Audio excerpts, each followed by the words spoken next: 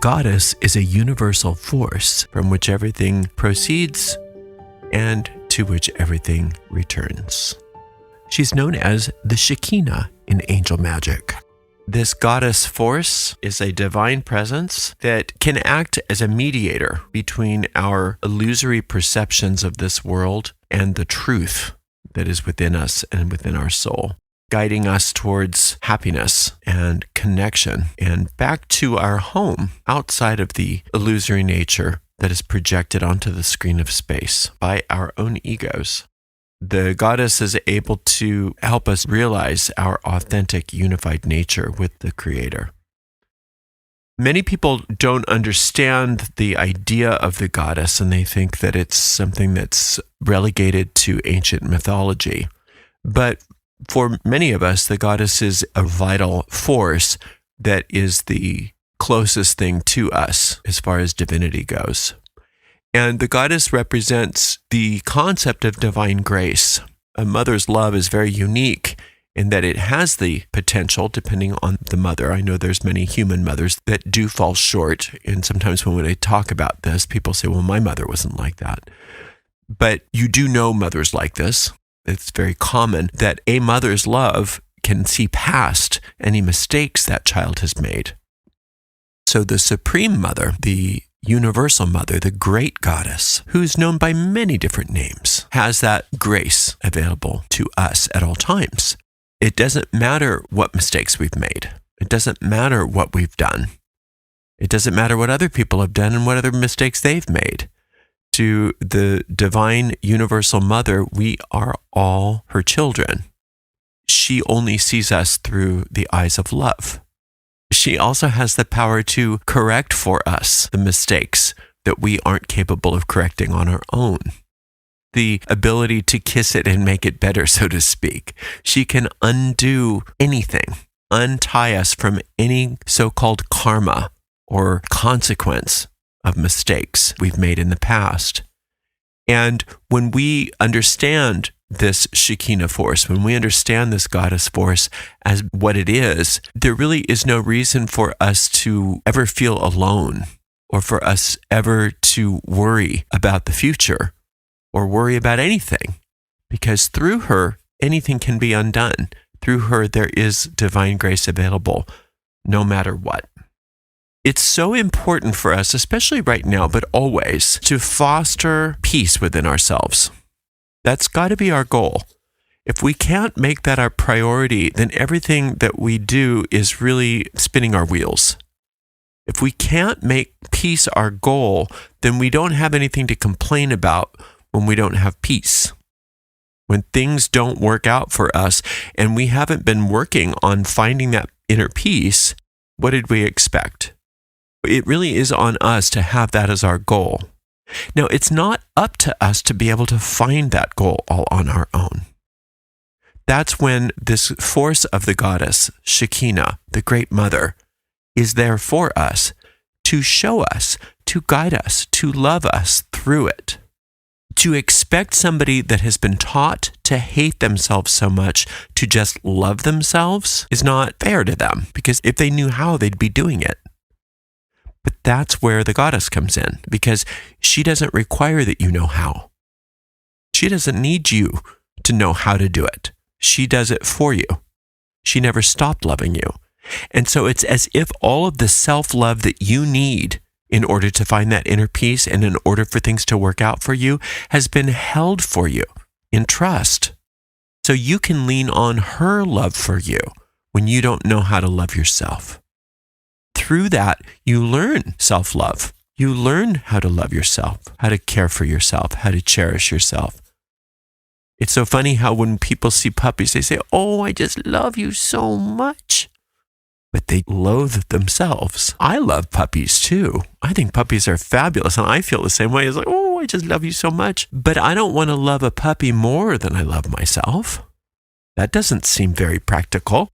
But most people do. Most people love puppies more than they love themselves.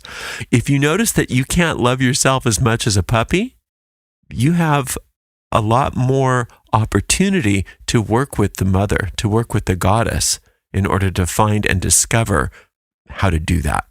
And she knows how. And she knows how to teach you. It's not a big mystery why things don't work out for us when we loathe ourselves so much. And we didn't wake up one day loathing ourselves. We were taught how to loathe ourselves. It's not natural to not love yourself. At your core, you do love yourself. At your core, you do. But there's so much resistance to experience that love. And that's something that we learned.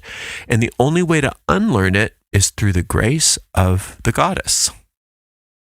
Peace that we find inside of us is self-love. And it's a transformative force that not only heals us, but heals our relationships and heals the entire world. And there are obstacles and challenges to experiencing this peace that this world presents to us. A lot of those obstacles, like we've just discussed, are internal obstacles. They are self-created barriers to peace that we have picked up along the way. Either our parents didn't know how to teach us to love ourselves, our teachers didn't know how to teach us how to love ourselves, siblings, television, news, wherever we picked it up, all of the above. It doesn't matter where we picked it up, but we did pick it up. So we have those obstacles. And then we also have external challenges, not being able to get along with one another, feeling vulnerable to the world around us, listening to just the news reports, being aware of not only world events, but just the challenges of being alive in the world. That's an obstacle to feeling peace. We don't feel safe here. But you know what? Everybody thinks this is the worst it's ever been. Maybe it is, but I guarantee you it wasn't any fun being in this world thousands of years ago either. It's never been easy to find peace in this world. But peace will overcome all obstacles gently and effectively. And we can prove that to ourselves as we foster this inner relationship with the goddess, with the mother, with the Shekinah. This force is known by all kinds of names. Christianity had to call it the Holy Spirit because it's just not okay, I guess, to have divinity be a feminine gender. But it doesn't matter what you call her or it, because it's still the same thing. It's still there to provide you with that support, that guidance, and that instruction to become at one with the peace that is your natural state of being. You can prove it to yourself just by sitting in a chair and closing your eyes and taking some deep breaths and relaxing your body. And then you relax your body a little bit more. And you relax your body a little bit more. And you keep finding layers of tension that you're letting go of. Layers of tension you're letting go of. What you find underneath those layers of tension is this constant state of peace. You can't relax out of peace. You can block the experience of peace by creating tension. But peace is what exists after those artificial tensions are let go.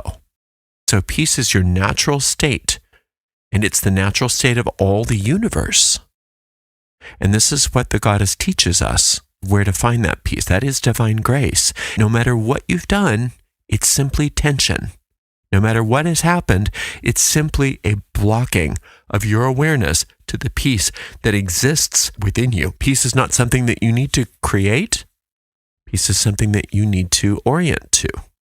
And we've been so trained to go anywhere but peace in this world that the goddess has a full-time job teaching us about this peace.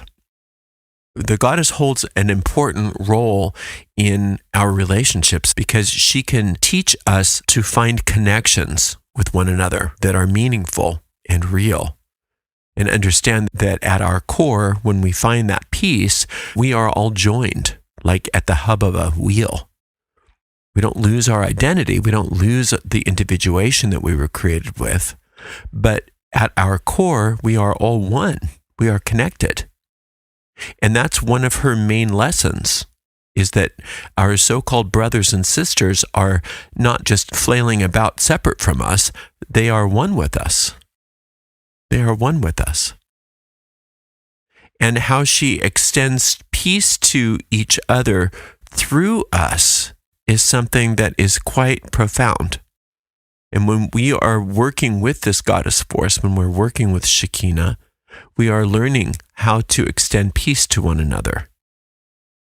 Now, that doesn't mean that we have to get it right all the time. I know I don't. I don't get this right all the time.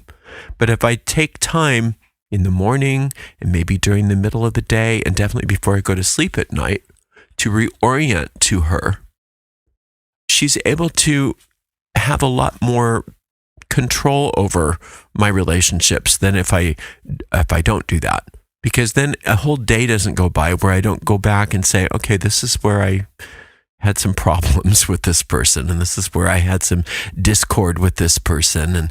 And she is able to, through her grace, to mend those relationships and to find a way that those relationships cause me nothing but peace. And that includes the people that are so difficult that I don't have anything to do with.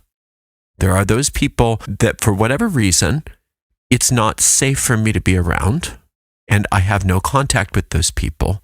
But that doesn't mean that she isn't there showing me how to give and extend peace to them. It doesn't mean that I'm sitting seething and hating them. It means that for whatever reason in this particular time-space continuum, I don't have physical contact with these people right now because that's for the best. But that doesn't mean I don't have peace for them, that I don't love them, and that I don't allow her to mend those relationships and to find that peace and wholeness within those relationships. We align with the goddess, and we align our goals with the goddess. We align our relationships with the goddess. We align our perceptions with the goddess, and we allow her free reign. We allow her free access to every aspect of our bodies, minds, and affairs, so that at any moment we are able to be guided and led. To many of us, our inner guide doesn't show up as a goddess. It might show up as a different kind of figure, a different kind of relationship, and that's okay. She doesn't care. She can wear any kind of costume she needs to in order for it to be effective for us. But the one thing that is constant is that her goal for us is peace, connection, healing, oneness. As we recognize that through her, she can expand our peaceful experience to areas of our lives that we didn't think we could ever have healing with. It doesn't matter what it is. She's not limited. So if you've always had problems with money, it's not a problem for her. If you've always had a problem with weight, it's not a problem for her. If you've always had a problem with food, you've always had a problem with drugs, always had a problem with booze, whatever it is, she doesn't care. It's not an issue. She has a way to heal no matter what it is. And it's not difficult for her. It's not difficult for the great goddess to heal any condition, no matter what it is. And what happens is when the ego mind gets a hold of this, it likes to say, oh yeah, what about the person who had an amputated arm? Let's see her grow that back, etc. When you have that kind of an attitude, you're no longer looking to connect with her. You're looking to fight with her. You're looking to be at odds with her. And then she just has to wait patiently for you to come back to being willing to have her work through you. The point is healing. The point is healing. With the goddess, that arm is not necessary for you to be a whole individual, for you as a soul to be whole and complete and to be happy and at peace and with joy. It's the ego that needs you to have that condition healed in a certain way. It's the ego that needs to have things done in a certain way in order to prove that she's there. She knows what she's doing. When you are at one with her, when you're listening to her, you have a sense of joy and a sense of calmness and an assurance of safety and protection. This message is continuous within you. Love, safety, freedom, protection, guidance. It's always there. When you start having the worry and the fear and the panic and the anger and the resentment and the grievance, you know that she's not being listened to, that she's not in charge, because she doesn't do that. The Great Mother does not respond to her child by increasing their anxiety. by increasing their sense of separation, by increasing and multiplying their grievances. So it's very easy to understand quickly what we are aligning with, whether it's our own ego mind or whether it's her. And she understands the ego. She gets it. She knows what it is. She's not a stupid goddess. She's very intelligent. She is intelligence itself. And she knows what you're thinking. She knows the motivations of your ego. And she's capable of a type of magic that is incomparable, in that she can take something that you see incorrectly and gently guide you into seeing it in a correct way that doesn't make you feel bad, that doesn't make you wrong, but makes you open up and awaken to the truth. That's why if you can give your perceptions to her, if you can give your misunderstandings to her, it's not that she's going to scold you. It's not that she's going to rip the rug out from under you. She's going to gently refocus you so that you understand that this is another opportunity to find peace. This is another opportunity to find joy and healing and forgiveness.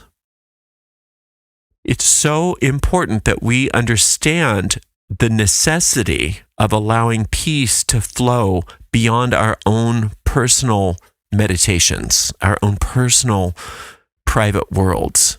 We need to allow that peace to extend to other people. And that's what she knows how to do. We don't luckily have to know how to do that.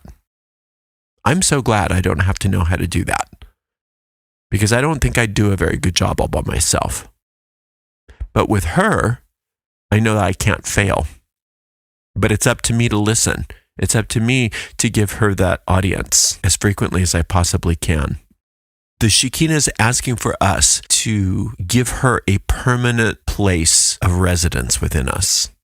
Until we allow for that, she is always a guest. And we don't want her to be a guest. We want her to be a permanent resident within us.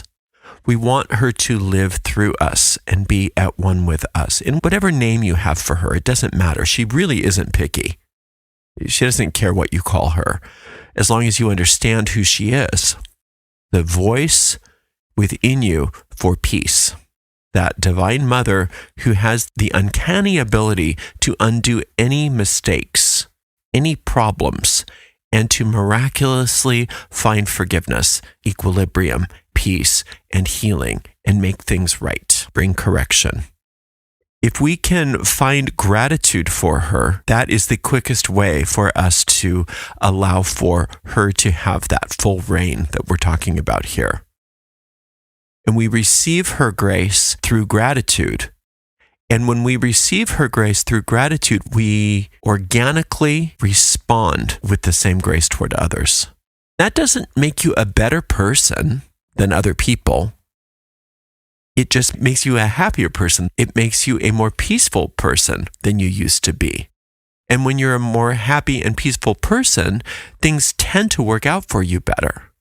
And when things work out for you better, especially when they're not, quote, supposed to, in environments where you shouldn't be having a successful experience, but you are anyway, what that ends up being is a way for you to demonstrate to other people how peace can overcome any obstacles without you ever having to open your mouth about it. They can see it right there. And that's how people learn. People learn telepathically more than anything else. You don't have to tell them what you're doing. You don't have to explain to them what they, quote, should do. If you do this and you find these places within you where you and the goddess are one, where she is capable of reordering your life in such a way that you have demonstrations of joy and success and happiness, especially in environments where that doesn't seem possible. Those demonstrations in and of themselves are the teacher, because other people are going to want that too. When you can recognize the light and the perfection in other people, you know you're listening to her. You're seeing them the way she sees them, because they're her child too. She understands when you have a grievance with her children. She gets that. But she also can help you rise above those differences, rise above those grievances. You're not condoning bad behavior when you do that. You're not condoning bad behavior just because you find love, peace, and forgiveness in your heart. Like I said before, there are people that I won't probably ever speak to again just because they're not safe for me, but that doesn't mean that I don't have love for them in my heart. Transitioning from perceiving things based on the ego's projections to being in the presence of the divine, that's her job. That's her talent. Transitioning you from one world to the other, from the world of your ego into the world of your soul. That's her big talent. And she does that through grace. She does that through love. She does that through peace. The journey of peace moves from deep within you and then out into the world. And that's how you become one of her helpers, one of her priests or priestesses. Not because you're doing special rituals necessarily, although that can be part of it. Absolutely, that can be part of it. But that's not what we're talking about. It's much more esoteric than that. To be a priest or priestess of the goddess is to allow her to show you how to be a source and how to be a divine teacher of peace in the world, so that as you demonstrate these things, other people pick it up and go along with it too. That's how you help people find her. Not by saying, have you met the goddess today? Can I share with you about the goddess? You don't evangelize about the goddess. You work with the goddess and you do as the goddess teaches you. And that helps other people find her in their own way, which is really ultimately none of your business. Living in partnership with her is the key to total fulfillment in this world. Embracing gratitude, love, and divine connection is the goal. If your goal isn't peace, then you're not listening to her. You're listening to something else. But if your goal is peace, she's there to help you find it. She will not fail. She cannot fail. She is the goddess of all that is. The fact that she is your divine mother means that she's the closest thing to you in the entire universe. And how she shows up for you is unique to you. But working with that and understanding that peace is your goal, and that peace is something that she's going to teach you in the moment is everything. And remember that peace is a package deal. All of your prosperity is included. All of your relationships are included. Your health is included. Whatever you need is here. So when that character Jesus in the New Testament said, seek ye first the kingdom of heaven, and all these things will be added to you, he could have very easily said, seek ye first the goddess, and all these things will be added to you. And that's exactly what you're learning how to do now. She's there for you, and she will never leave you, and she has never left you. But it's up to each and every one of us to find her in whatever way is the best way for us, and she'll let you know. Thank you so much for spending some time with me today. I so appreciate you. Until next time, blessed be.